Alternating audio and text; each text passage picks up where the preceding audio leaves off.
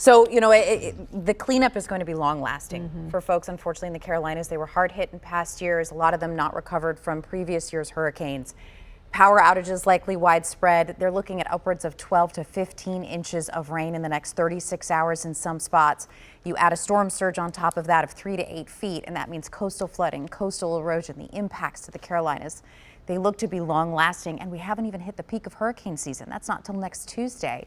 Here at home, high, dry, warm, pretty skies, blue skies out there. Folks on the East Coast would kill to look out their window and see it looking this calm outside. Of course, we know that doesn't always last here. So while it is quiet here, it is not necessarily for our neighbors to the east. The cold front that came through yesterday, it's pushed pretty far south, and it's part of what will help eject Dorian out to sea. Typically this time of year, we see that peak of hurricane season coinciding with a gradual transition to fall weather. What that means is that more cold fronts start sliding in from the northwest, and they can be a critical player in what helps to turn some of these systems out to sea. It's not only the fronts, but they can be helpful. And that's what the next one coming down the pipeline will do as well. So it's locked up towards Kansas right now, even up towards Iowa, but it arrives on our doorstep tomorrow and sets the stage for a pretty nice start to the weekend. Here's a closer look at Dorian. 110-mile-per-hour sustained winds. That is an upper category 2.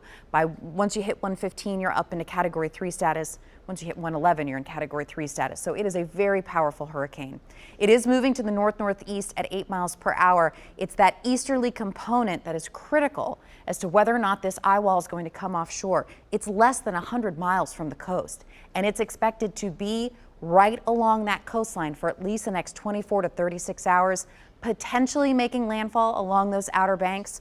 A reminder, the cone shows you forecast placement for the eye, not the outer rain bands, not the outer even extent of tropical storm force winds, just the location of the eye. And when that comes on shore, that's what is defined as landfall. So tonight, 2 a.m. Eastern time, 1 a.m. our time, 105-mile-per-hour winds off the North Carolina coast.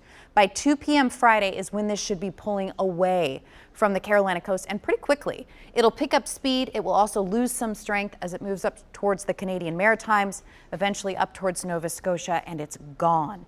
We've been talking about this system for over 2 weeks, a history-making system. Here at home, we remain high and dry and quiet and fairly comfortable. The high yesterday was 97 degrees. It was a sweltering hot day. The cold front that came through, it has filtered in some more comfortable air across the mid-state.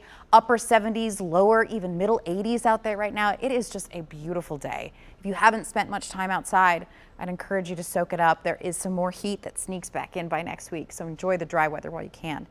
61 overnight tonight. That's cooler than what you started today with, just by a few degrees, but it is cooler. 88 for your top temperature on Friday. Another cold front slides our way. That'll set the stage for a flawless Saturday. Very similar to what we had today, even a touch cooler, just mid-80s for your top temperature. Then that heat surges back big time, 90s by the middle of next week. Stay with us, lots more on News Channel 5 at 5.